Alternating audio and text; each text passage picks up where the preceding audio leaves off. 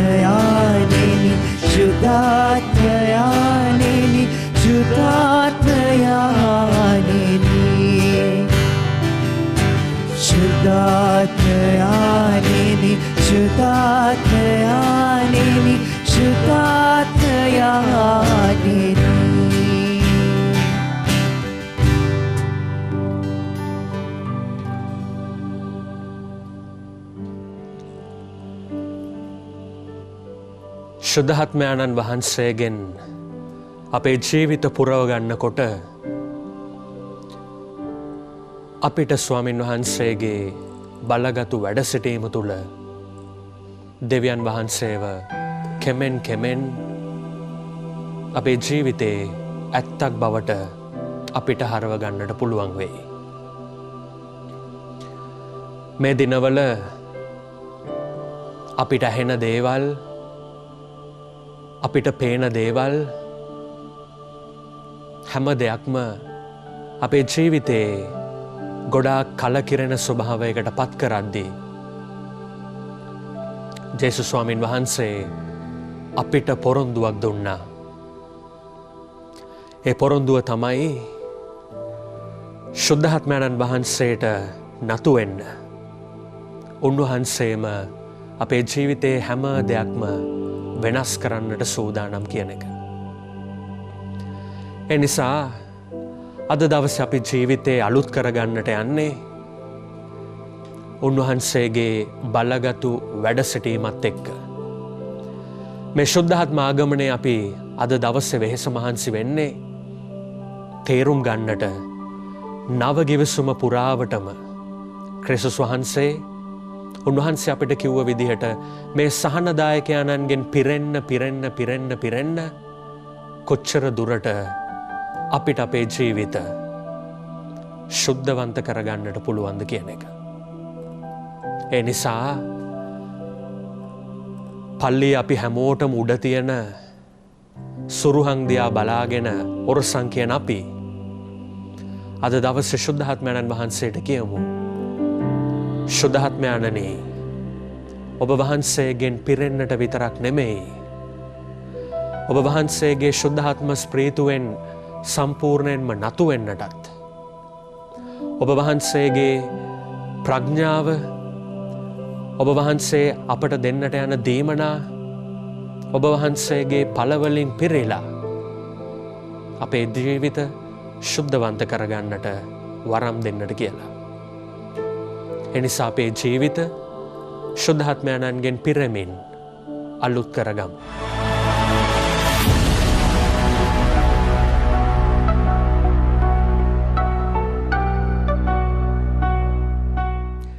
උත්පත්ති කතාව කියවන අපි හැම කෙනෙක්ටම දකින්නට පුළුවන්, තේරුම් ගන්නට පුළුවන් ලස්සන දෙයක් තියෙනවා.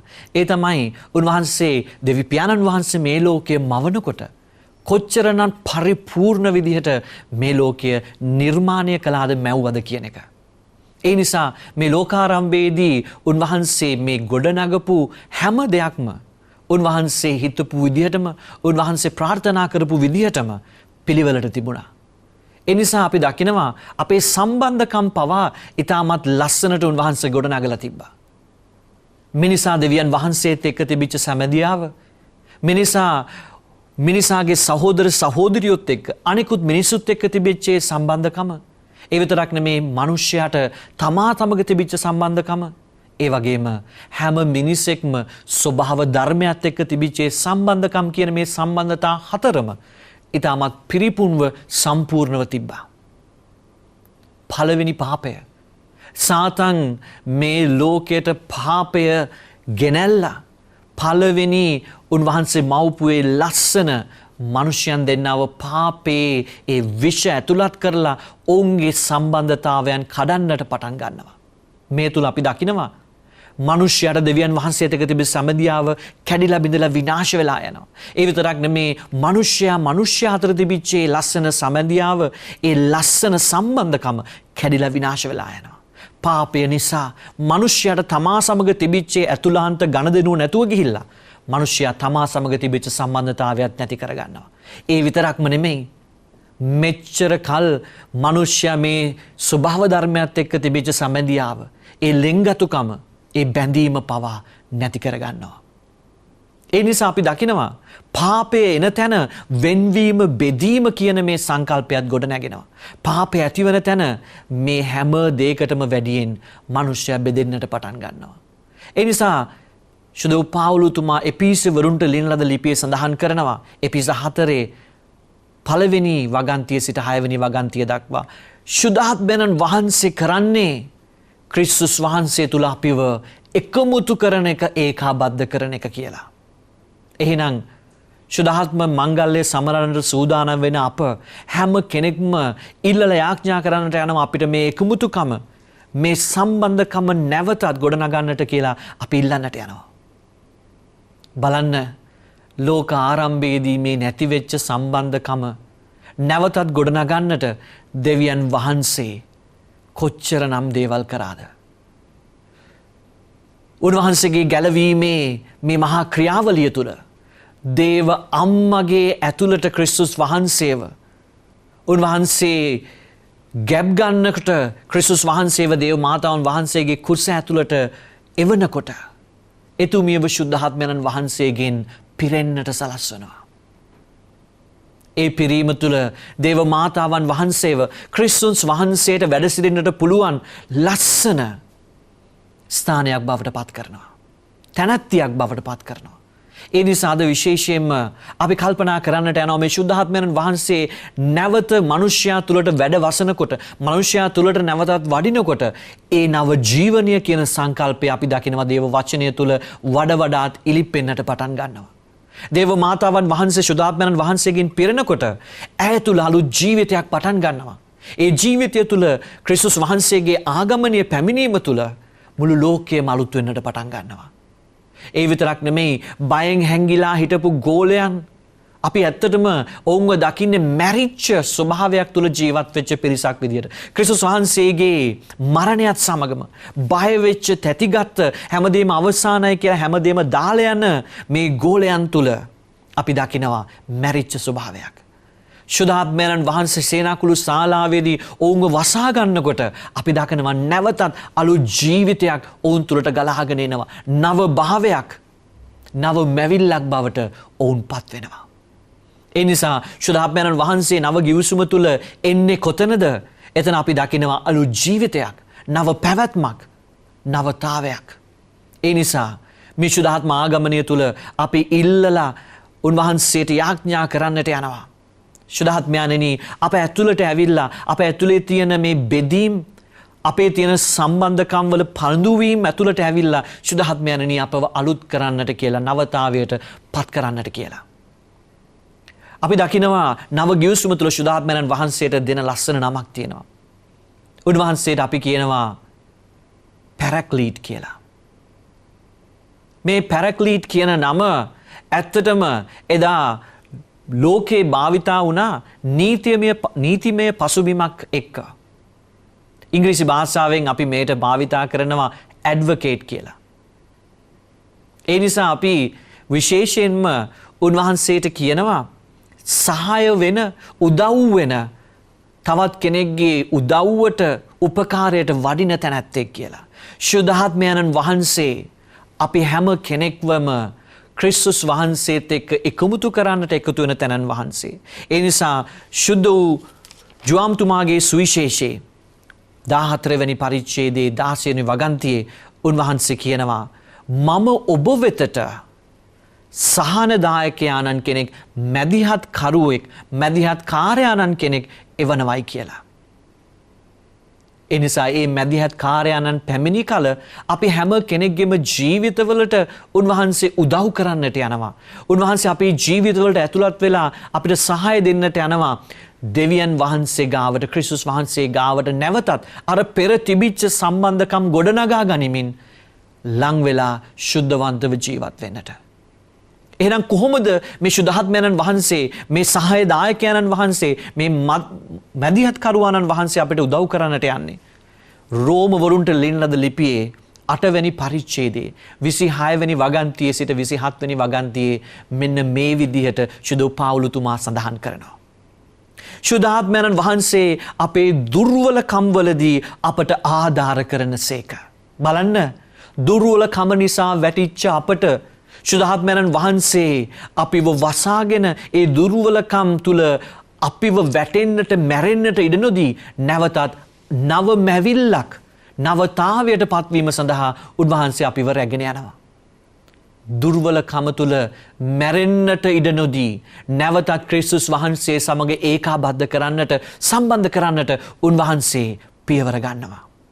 ඒ විතරක් නෙමෙයි, ශුද්ධාත්මයන් වහන්සේ අපිට උගන්වනවා මේ සම්බන්ධකම ගොඩනගා ගැනීම සඳහා අපි ආඥා කරන්න ඕනේ කොහොමද කියන එකත්. ශුද්ධ පවුලතුමා ලස්සනට කියලා දෙනවා අපේ සුසුම් ලෑම්වලදී ශුද්ධාත්මයන් වහන්සේ අප වෙනුවෙන් මැදිහත් වෙලා මධ්‍යස්ථකාරයෙක් ලෙස ඉදිරිපත් වෙලා දෙවිපියාණන් වහන්සේට යාඥා කරනවායි කියලා. පවුලතුමා කියනවා මේ යාඥා දෙවියන් වහන්සේ අහක දාන්නේ නැහැ කියලා. ඒ ශුද්ධ වූ යාඥාව ඔබ මා වෙනුවෙන් දෙවියන් වහන්සේ තාමත් ආදරෙන් දයාබරව පිළිගන්නවායි කියලා. ඒ නිසා ශුද්ධ පවුලතුමා කියන විදිහට මේ ආත්මයන්න් වහන්සේ වසා ගන්න තැන අපි හැම කෙනෙක්වම උන්වහන්සේ නැවතත් අලුත් ජීවිතයක් කරා රැගෙන යන්නට යනවා. ඒ නිසා අපි ආඥා කරනවා ක්‍රියාපොතේ අපිට සඳහන් කරලා තියෙන ආකාරයට ශුද්ධාත්මයන්ණිය ඔබ වහන්සේ අපිව බලවත් කරන්න. විශේෂයෙන්ම අපිව බලවත් කරන්න ඒ උන්වහන්සේගේ සාක්ෂිකරුවන් බවට පත්වන්නට. ඔබ වහන්සේ අපිට උගන්වන්න අපිට කියලා දෙන්න විශේෂයෙන්ම අපි කොහොමද දෙවි පියාණන් වහන්සේ ඒ වගේම ක්‍රිස්තුස් වහන්සේ උගන්වපු දේවල් අපි ජීවත් කරවන්නේ කොහොමද කියලා.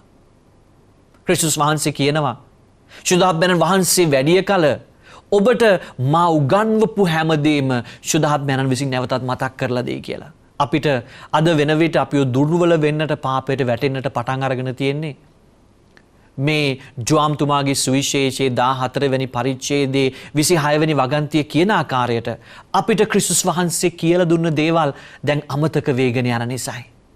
ඒ නිසා ශුද්ධාත්මයන් වහන්සේට අපි හැම කෙනෙක්ම කන්න ලව් කරමු. ශුද්ධාත්මයන්නි ඔබ වහන්සේගේ මේ හැම වරප්‍රසාදයක්ම රැගෙන අප වෙතට වඩින්න. විශේෂයෙන්ම ක්‍රිස්තුන් වහන්සේ අපගේ ගැලවීම උදෙසා කරපු ඒ මහා ප්‍රාතිහාර්යයන් ක්‍රිස්තුන් වහන්සේ අපේ ගැලවීම උදෙසා කරපු ඒ පූජනීය ඒ ගැලවීම දායක පූජාවීම අපිට අමතක වෙන්නට දෙන්නට එපාය කියලා අපිට නිරන්තරයෙන්ම මතක් කරලා උන්වහන්සේ උගන්වපු දේවල් නැවත සිහිපත් කරලා දෙන්නටයි කියලා අපි යාඥා කරනවා. ඒ වගේම අපිට උගන්වලා තියෙනවා ශුද්ධාත්මයන් වහන්සේ කියන්නේ සත්‍යයේ ආත්මයානෝ කියලා. ඒ නිසා සත්‍යයට මුහුණ දෙන්නටත් සත්‍ය අනුව අපගේ ජීවිත ගොඩනගා ගන්නටත් ක්‍රිස්තුන් වහන්සේ උගන්වපු ඒ සත්‍ය තුල ජීවත් වෙමින් අපිට නැති වෙලා ගිය ඒ ලස්සන සම්බන්ධකම් තුල නැවතත් අලුත් ජීවිතයක් ගොඩනගා ගනිමින් දෙවියන් වහන්සේ වෙතට යන්නට ශුද්ධාත්මයන්ණනි අප හැම කෙනෙක්ටම උදව් වෙන්න, උපකාර වෙන්න, අප වෙනුවෙන් මධ්‍යස්ථ වෙන්නට කියලා අපි ආඥා කරමු.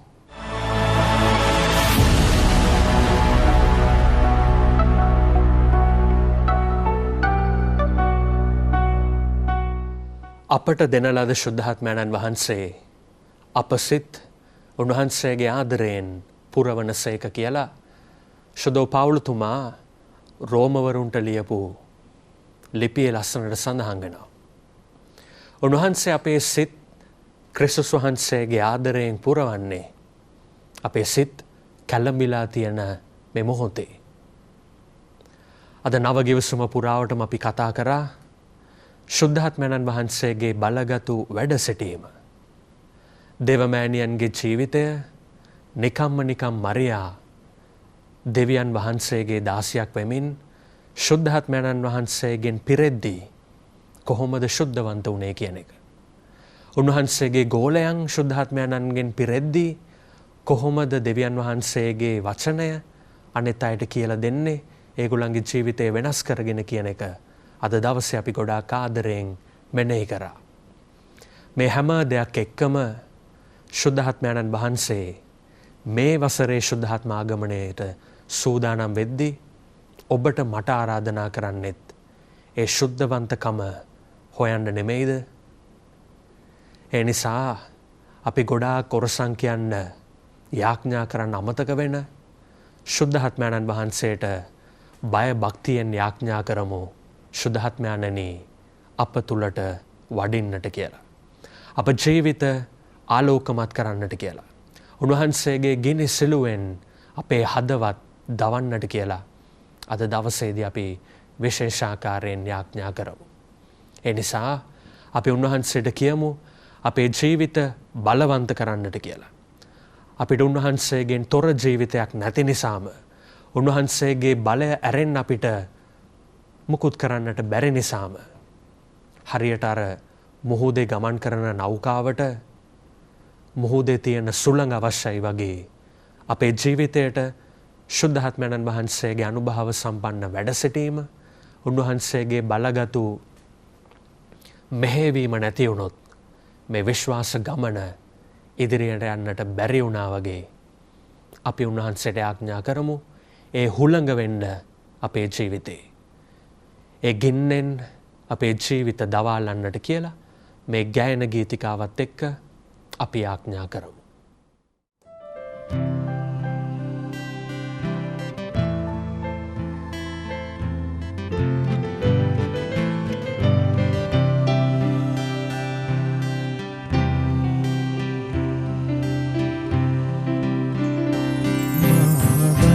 බලවත් කරනා සමිදානන් තුල සියල්ල කළ හැකිවේ. සියල්ල කළ හැකිවේ. මා බලවත් කරනා සමිදානන් තුල සියල්ල කළ හැකිවේ. සියල්ල කළ හැකිවේ.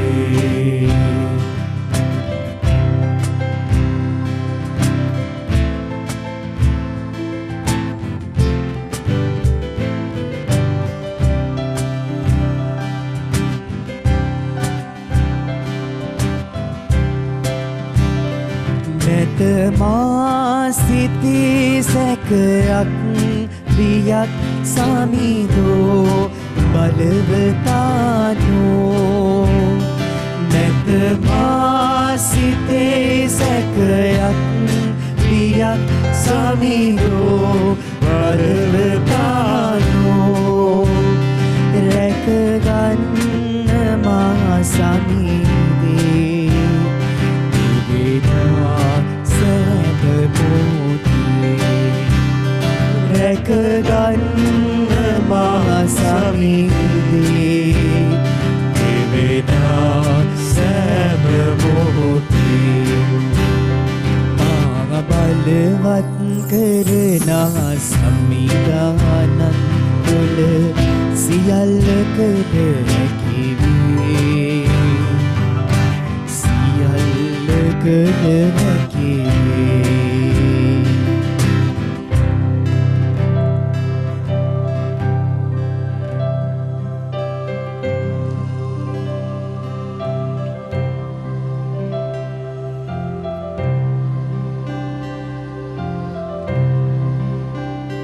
මහෞත්තම වූ දෙවි ස්වාමිනී,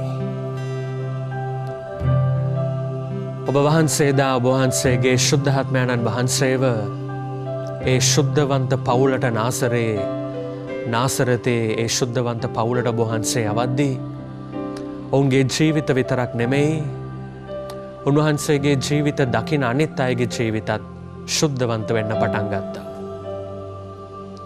එනිසාද දවසේදී මේ ශුද්ධාත්ම ආගමනයට සූදානම් වන දෙවැනි දවසේදී විශේෂාකාරයෙන් අපි ආඥා කරන ඔබ වහන්සේට අප පවුල්වල ඉන්න දෙමව්පියන් වෙනුවෙන්, අම්මලා තාත්තලා, සමහරලාවට ඒගොල්ලන්ගේ දරුවන් නිසා දුක් විඳින, දවසින් දවසට ජීවිතේ මොකක්ද කරන්නට උවමනායි කියලා දන්නේ නැතුව ලත වෙන අම්මලා වෙනුවෙන්, තාත්තලා වෙනුවෙන් අද දවසේදී අපි වහන්සේට ආඥා කරනවා. මහෞත්තම වූ දෙවි ස්වාමිනී, ඔබ වහන්සේ ඒ දෙමව්පියන්ගේ ජීවිත ආශිර්වාද කරන්න. ඔබ වහන්සේගේ ගින්නෙන් දවාලන්න. විශේෂාකාරයෙන් මේ පවුල්වල ඉන්න දරුවන්ගේ ජීවිත වෙනුවෙනුත් අපි ආඥා කරනවා. දෙමව්පියන්ගේ ඇස්වල කඳුළු බිඳු වැටෙන්නේ දරුවන් කරන කියන දේවල් ශුද්ධවන්ත නොවෙද්දී. එනිසා ගෙවල්වල ඉන්න දරුවන්ගේ ජීවිතත් ස්වාමිනී, එදා ඔබ වහන්සේගේ ගෝලයන් මතට ඇවිත් බයෙන් හිටපු අයගේ ජීවිත ශක්තිමත් කරා වගේ හොඳ නරක කියන දේ වෙන් කරලා අඳුර ගන්නට ඒ දරුවන්ට අවශ්‍ය ප්‍රඥාව දෙන්නට කියලා අද දවසේදී අපි වහන්සේට ආඥා කරමු. ඒ වගේම මත්ද්‍රව්‍ය වලට ඇබ්බැහි වෙලා තමන්ගේ ජීවිතයම නැති කරගෙන තමන් ළඟ ඉන්න අයගේ ජීවිතත් නැති කරගෙන ජීවත් වෙන ඒ තරුණ තරුණයන් වෙනුවෙනුත් අපි වහන්සේට ආඥා කරනවා. ස්වාමිනී, ඔබ වහන්සේගේ බලයෙන් පිරුණොත් විතරයි අපිට මේ ඇබ්බැහිකම් වලින් මිදෙන්නට පුළුවන් වෙන්නේ. ඒ වගේම ස්වාමිනී, තවත් ගොඩාක් දෙමව්පියන් අම්මලා තාත්තලා දරුවෙක්ව මට කවද්ද ඔබ වහන්සේ දෙන්නේ කියන දේ ඇඟිලි ගණන් කර කර ඔබ වහන්සේ ඉස්සරහා දන ගහගෙන යාඥා කරන ඒ ලස්සන පෞල් ජීවිත වෙනුවෙනුත් අද දවසේ අපි ඔබ වහන්සේට යාඥා කරනවා. ශුදෝආනා මුනීශ්වරයයි ජුවකීනු මුනින්ද්‍රයයි අවුරුදු 20ක් විතර දරුවෙක් නැතුව ලත වෙද්දී ඔබ වහන්සේ ශුද්ධාත්මයන්න් වහන්සේගෙන් පිරුණ දේවමෑණියන්ව කුසට දුන්නා වගේ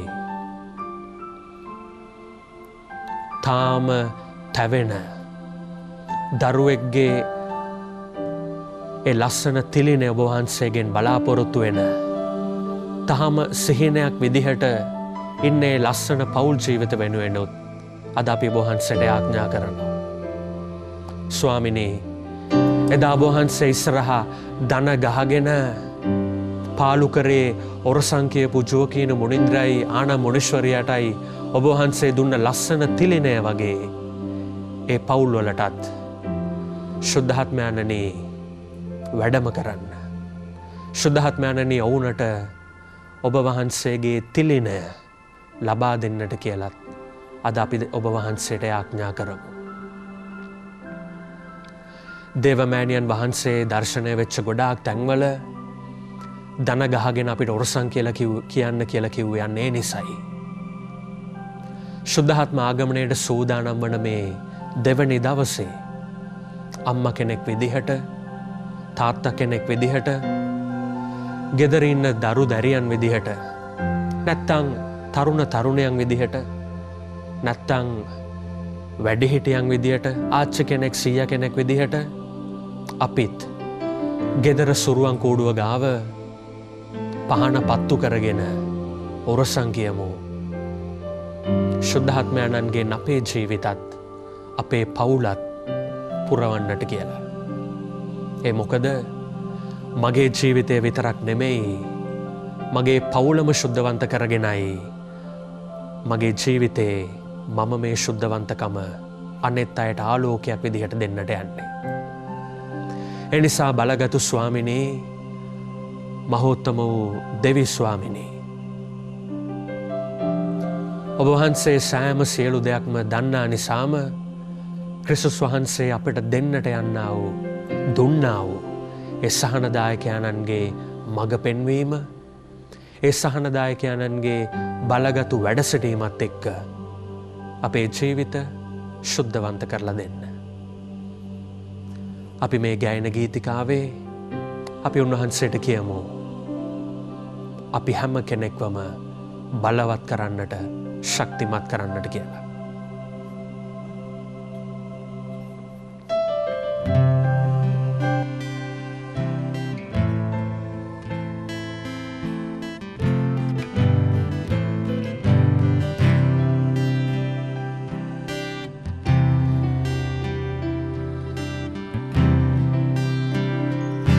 ඉස්සරහා කඳුළු සනසා අපව මුදවා සෑම නපුරෙන්,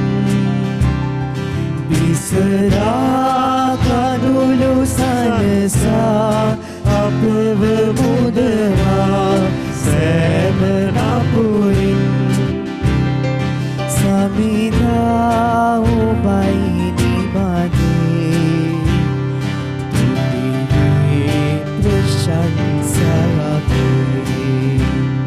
සමිධා ඔබයි